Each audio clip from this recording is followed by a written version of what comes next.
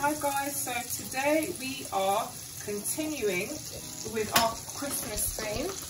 We are making a starter today, another starter. So today is going to be a mushroom and spinach phyllo, like in phyllo pastry, in the shape of Christmas crackers.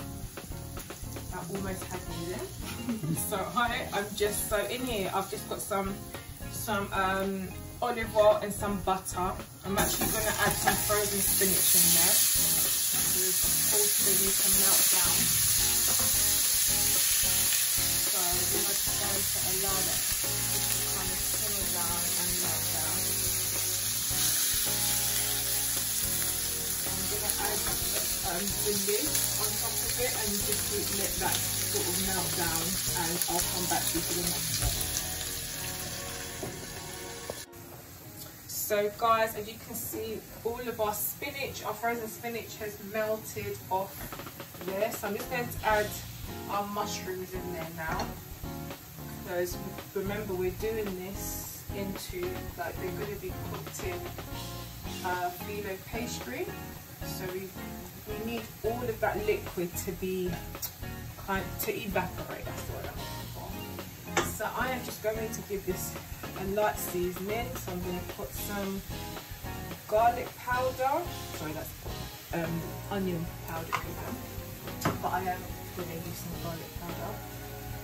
And I'm going to put some mixed herbs in here. You're putting in that glass of wine on the side there, or are you drinking that, Irene? This is actually elderflower. Oh, okay. You know. Is that what you're telling everyone? Oh my gosh!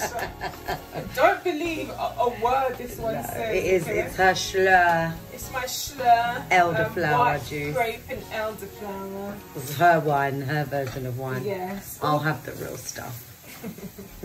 Although I did buy a bottle of wine, which I'm very, very disappointed in. No. I'm very disappointed in.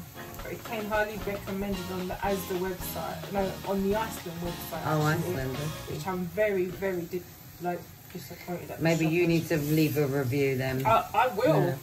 And let people know the truth about that one. Hi, no. So apologies for that, we had a technical difficulty there, but all I did was I fried down my mushrooms, spinach, some onions, garlic, etc. And now I've allowed it to cool down. It's in here, and I've got my feta cheese there. And what I'm doing now is just building our pastels, or the crackers, and here's one I made earlier.